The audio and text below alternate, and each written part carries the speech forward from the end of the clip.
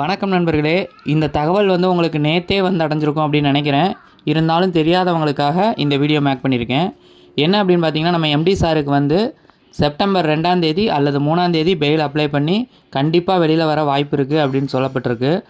எதனால் இந்த இடைப்பட்ட காலத்தில் பெயில் அப்ளை பண்ணலை அப்படின்னு நிறைய பேர் குழப்பத்தில் இருப்பாங்க. அது எதனாலன்னு பார்த்தீங்கன்னா, நம்ம எம்டி சார் ஏற்கனவே சரணடைகிறதுக்கு முன்னாடி ஒரு வீடியோ பேசிட்டு போயிருப்பார். அதில் பார்த்தீங்கன்னா 1 மாதமோ 2 மாதமோ நான் விசாரணையை முடிச்சுட்டு வெளியில் வரேன் அப்படின்னு சொல்லியிருப்பார். பெயில் கிடைக்காத பட்சத்தில் அவருடைய செக்ஷன் கிராவிட்டி பீரியட், அதாவது இந்த கேஸுக்கான செக்ஷன் கிராவிட்டி நாட்கள் பார்த்திங்கன்னா 60 நாட்கள். இப்போ செப்டம்பர் 2ஆம் தேதி, இது ஆகஸ்ட்டு, அடுத்து செப்டம்பர் 2ஆம் தேதி பார்த்திங்கன்னா அவர் சரணடைஞ்சு 60 நாள் முடியுது.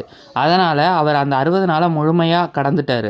அதுக்கப்புறம் பெயில் அப்ளை பண்ணால் எந்தவித தடையும் இடங்களும் இல்லாமல் நமக்கு பெயில் கிடைக்கும். அப்படிங்கிறதுனால சீனியர் லாயர்ஸ் என்ன சொல்லியிருக்காங்கன்னா, இதை பண்ண சொல்லியிருக்காங்க. அதனால் அவங்களுடைய பேச்சின்படி இதை பண்ணியிருக்காங்க.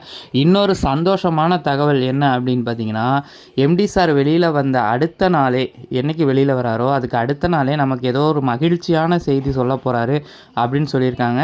அது என்ன மகிழ்ச்சியான செய்தி அப்படின்றதுக்காக நானும் ஆவலாக காத்துட்ருக்கேன். எம்டி சார் வெளியில் வர்றதா மிகப்பெரிய மகிழ்ச்சியான செய்தி. அதிலே நாம் மகிழ்ச்சியாக இருக்கலாம். அவர் வெளியில் அவருடைய வாய்ஸை கேட்குறது இன்னும் மகிழ்ச்சியான செய்தி. அதுக்கப்புறம் அவர் இன்னொரு மகிழ்ச்சியான செய்தி சொல்ல போகிறாரு அப்படின்னு சொல்லியிருக்காங்க. வெயிட் பண்ணி பார்க்கலாம். இன்னும் அதை விட விட விட விட ரொம்ப மகிழ்ச்சியான செய்தி என்ன தெரியுமா? அந்த சின்ன பையன் சமூக ஆர்வலர், இந்த மாதிரிலாம் அடைமொழி பட்டங்கள் வாங்கி கொண்டிருக்கும் நபர் பார்த்திங்கன்னா, நிறைய குடும்பங்களுடைய வாழ்க்கையை கெடுத்துக்கிட்டு இருக்க நபர் இனிமேல் கேஸுகளை சந்திக்க போகிறாரு. நம்ம கம்பெனி மூலயமா அவர் மேலே கேஸ் போடுறதுக்கு எல்லாமே ஆயத்தமாகிட்டுருக்கு.